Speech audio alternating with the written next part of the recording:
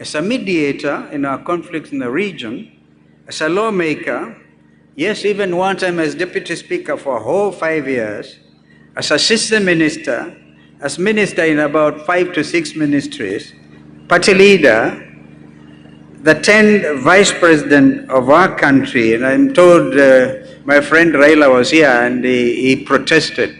I should not call him former, because once a Prime Minister, always a Prime Minister. And yes, I can live with being former, but really the 10th edition of Vice Presidents in our country.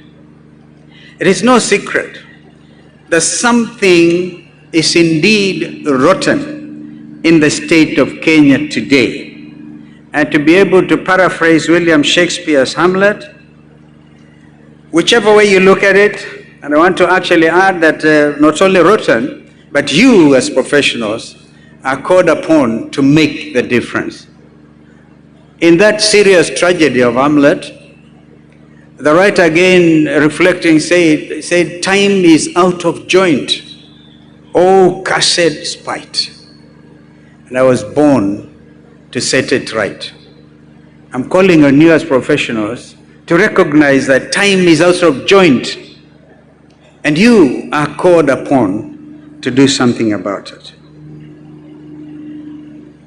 The state of the economy, whichever you look at it, from the state of the economy to misplaced and misguided policies in education, health and agricultural sectors, our nation is failing. The current regime prioritizes its own interests with nepotism and tribalism, willful corruption and abuse of state offices taking precedence over professionalism. They've even reinvented goonism, political goonism in our country. This morning's address, the role of professionals in national growth and transformation, is thus particularly timely as we reflect on the state of our nation. In my opinion, the accounting profession should be front and center as the foundation of accountability and transparency in a healthy democracy. Therefore, allow me to focus on 4 critical pillars that I believe members of Icpak should be guided by in our determined quest to transform our beloved republic into a nation admired and respected regionally and internationally. Pillar number 1, on ethical leadership in professional practice. Icpak has grown in the last 41 years to be a respected body of some 40,000 certified members who work in diverse sectors of the economy as accountants, as financial experts. Some of them were lent by ODM to William RUTO, auditors, and financial consultants practicing in Kenya and beyond our borders in 44 countries around the globe. Ethics is not some philosophical notion for abstract debate. It is the very essence of professional practice. When you sign off on financial statements, you are not just confirming numbers, you are risking your professional name. You confirm success or failure and define integrity and dishonesty. Ethical leadership is thus an imperative if we are determined to change the destiny of our republic. I therefore call on each one of you today to hold yourselves to a higher level of professional ethics. Your role goes beyond merely technically competent. It involves being a moral compass, bending towards ethical justice. When you witness something in error, do not be afraid to speak out. If you are put on the spot and asked to betray your values, please hold firm. Always remember, your signature is not just a sign, it is a guarantee. Like lawyers say, my word is my bond. Your signature is your guarantee, not to your customers, but to your country. Pillar number 2, ladies and gentlemen, institutional integrity and nation building. I, like many other Kenyans, I'm concerned that the procurement systems which are meant to ensure fairness and value for money, are being misused for personal gain. Kenya's budget processes that should align resources with national priorities have been turned into tools for political favoritism. At the heart of each of these failures is a professional who chose convenience over excellence, compliance over conscience. As a Nobel laureate, very own African leader, Wole Soyinka astutely puts it, and I quote, "The greatest threat to freedom is the absence of criticism." End of quote. It is time your profession regains its critical voice. I encourage you to break free from mere compliance, box checking, and step forward as champions of real institutional change. When systems break down, take the initiative to redesign them. When processes are misused, take action to fix them. Remember, you're not just cogs in the institutional machine, you are the architects and the protectors of it. Ladies and gentlemen, August 27, 2010 will always remain one of the most important days for me, and I believe for our country, and also for you, as well as all Kenyans. As previously stated, I have had the honor of seeing firsthand some of the most significant events leading up to our country's rebirth. When our third president, President Mwai Kibaki, whom I had the honor to serve as his vice president, promulgated the new Constitutional Republic of Kenya at Uhuru Park, Nairobi, I also took an oath of office as our country's 10th vice president. I swore to be faithful and bear true allegiance to the Republic of Kenya and to obey, to preserve, protect and defend our Constitution as by law established, and all other laws of the Republic, and that I would protect and uphold the sovereignty, the integrity and dignity of the people of Kenya. I therefore have an obligation, if not a duty, to speak out against the current regime's blatant, indeed criminal attempts to state capture independent constitutional offices such as the Auditor General and the Controller of Budget, as well as intimidate the current office bearers, Nancy Gavungu and Margaret Nyakango in particular. The words written in Proverbs 11, I quote 11:3, "When the foundations are being destroyed, what can the righteous do?" This was come to mind. I know we are from various faiths, but I think God is universal. The foundations, according to me, are getting destroyed. The righteous act of these two high professionals, Nancy Gavungu and Dr. Nyakango, in exposing wanton rot perpetuated by the current leadership should be celebrated. Despite threats and outright intimidation, they have stood strong and firm. Their moral conscience stays unwavering. They are, in my opinion, genuine shujas. Mashujaa wetu hao. I urge Icpak leadership to stand with and support these two heroes who are members of your profession and give your voices to publicly condemn a dictatorship that has lost its moral authority, if ever it had one in the very first place. Pillar number 3, civic awakening and youth engagement. There is a civic awakening that is sweeping through our nation, and indeed actually through the continent, especially among the youth. The events of June 25th last year, what I call J25, marked a turning point in our national consciousness.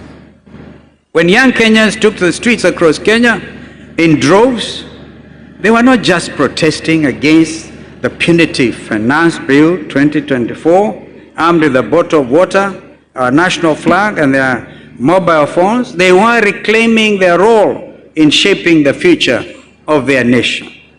I find myself even thinking about what this means for Kenya's business community. These young adults some of whom are your own students, or indeed your own children, are calling us to answer a basic question. What shall we bequeath to the next generation as professionals? As professionals, you do hold a special place in society. You have specialized knowledge that comes with both power and responsibility. How you choose to use this knowledge will determine whether you are seen as defenders of the status quo or defenders of change. Young people in Kenya are paying attention. They are wondering how professionals who understand the complexity of public finance can remain silent when public money is being stolen. They are wondering why experts who see unsustainable policies speak out only when a crisis has developed. I'm a firm believer in mentorship. It is important to guide young professionals, not just in the technical aspects of their job, but also in the domain of ethical leadership. Let us create forums for deep discussions between generations in our organizations. A nation that cannot mobilize the talent and idealism of its youth is one that risks falling behind. I encourage you today to step beyond professional comfort levels. Meet with policymakers, not as technical experts, but as defenders of economic justice. Use your analytical talent to bring into sharp focus the true costs of corruption and bad governance. Use your data analytics to provide us with an honest opinion on where existing policies are taking us. As our own Professor Kalista Juma correctly asserted, I quote, "It is not the size of resources that dictates Africa's development, but how efficiently those resources are utilized," end of quote. As professionals in accounting, you are guardians of that efficiency. Now my next thing is beyond compliance to conscience. As we near the end of the time we'll be sharing together, I challenge you to go beyond compliance to the next level of conscience. Conscious Kenyans. Utu. Compliance asks, is it legal? Where conscience asks, is it right? I also challenge you to take on 4 specific commitments. Commitment number 1, commit to being an ethical leader in your circle of influence. Where corruption exists, do not remain silent. Where power is being abused, do not stay quiet. Second commitment, take the pledge to seek change in institutions.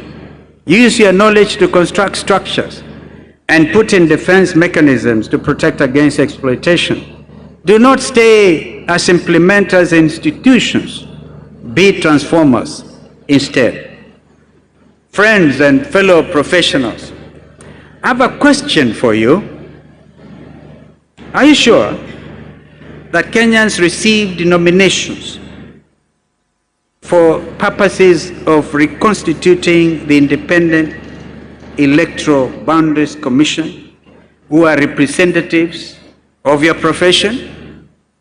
I ask this question pointedly. I received some of 2 of your council members when I sat as a co-chair of the NATCO process at Bomas. Your voice was loud and clear.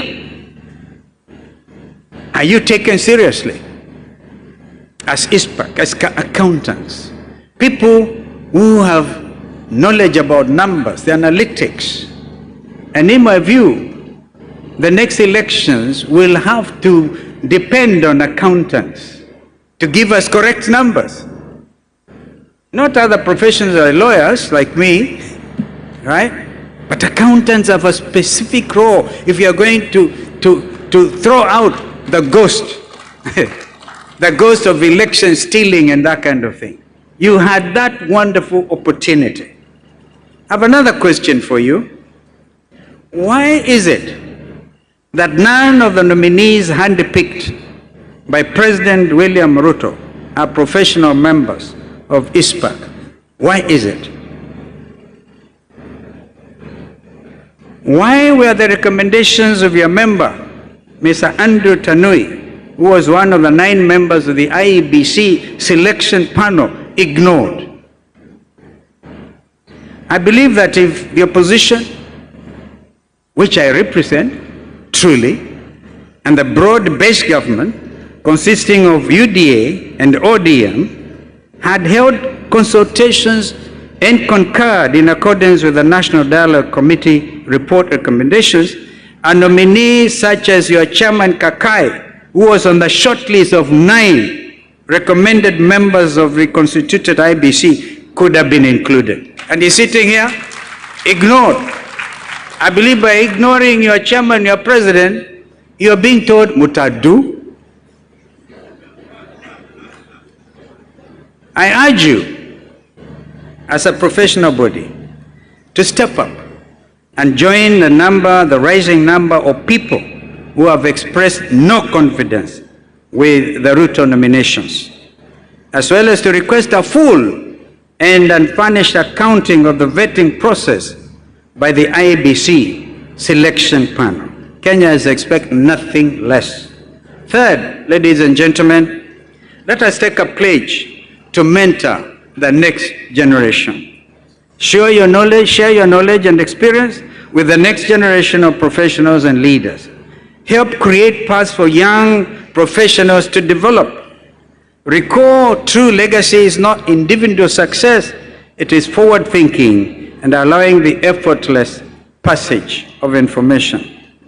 Fourth, give back to your community. Your professional acumen gives you a keen vision of the challenges facing our nation. Employ that vision in public conversation. These commitments will not always be easy to keep. There even be personal or professional repercussions for standing up for what is right and what is just. But let us remember the powerful words of Dr. Martin Luther King Jr. I quote, "The ultimate measure of a woman, a man or woman, is not where he or she stands in moments of comfort and convenience, but where he stands or she stands at times of challenge and adversity." End of quote. Ladies and gentlemen, as I conclude, I've taken the time to discuss what I truly believe is the role that professionals can play in reforming society. However, I'll be doing the profession an injustice if I did not address an urgent issue that, if handled, will aid in the realization of his vision and goals. When I accepted the invitation to address this distinguished gathering of more than 4,000 professionals, Dr. Kamau shared the 5-day program with me. There were a number of senior members of the executive that were scheduled to speak with you.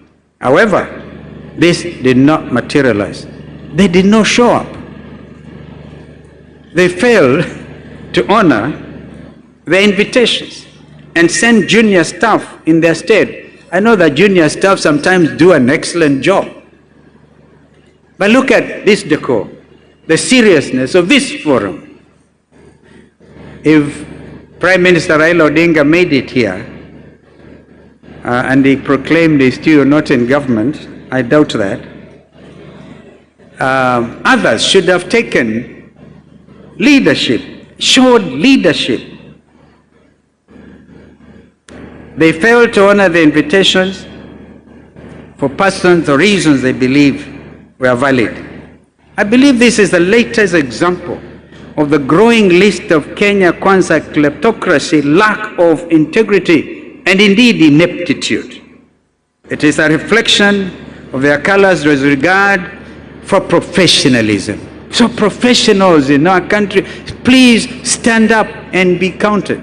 Did you know that the last general election had a very interesting statistic? About 8 million Kenyans did not show up to vote. I believe a lot of those who are professionals who found it difficult to go out and queue in a primary school from 6 o'clock in the morning until 4 in the afternoon. And they sat in the comfort of their homes. You unfortunately do not vote by proxy.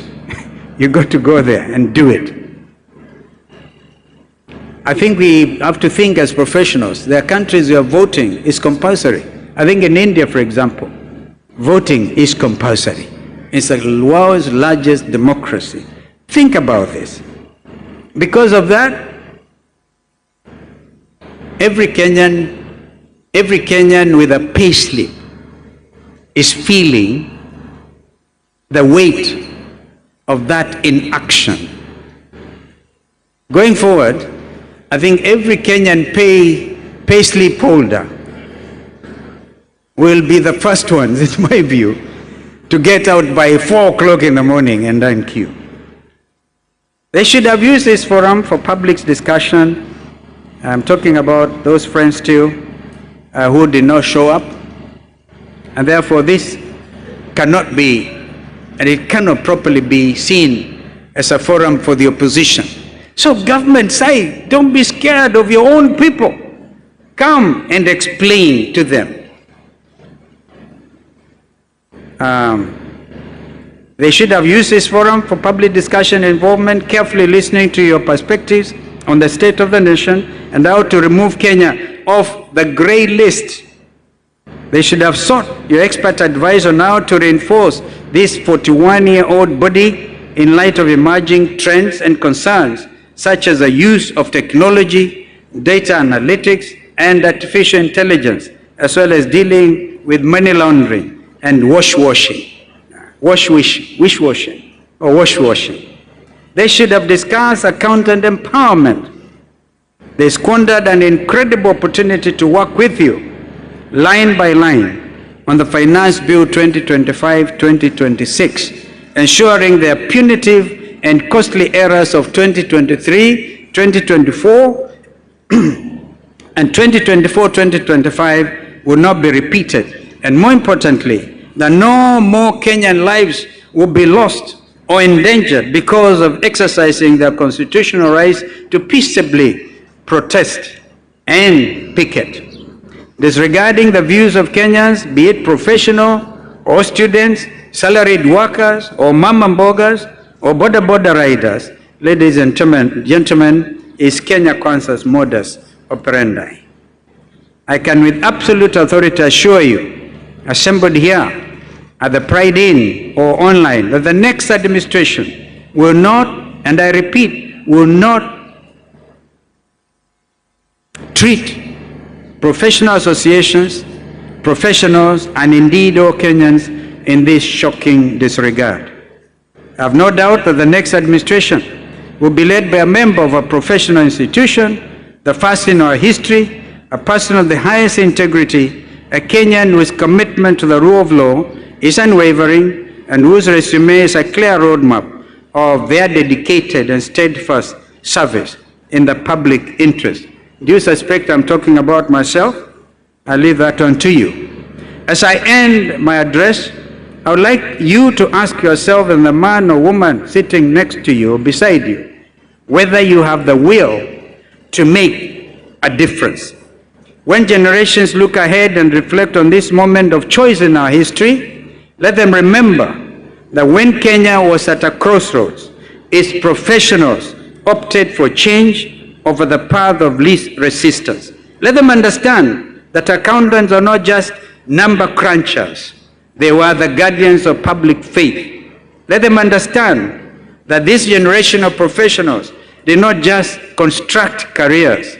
They helped reshape a failing nation into a transformed, ethically guided economic powerhouse that is internationally respected and admired, as well as benchmarked against and indeed worthy of the new cliche, and I end quote, there is the African continent, and then there is Kenya.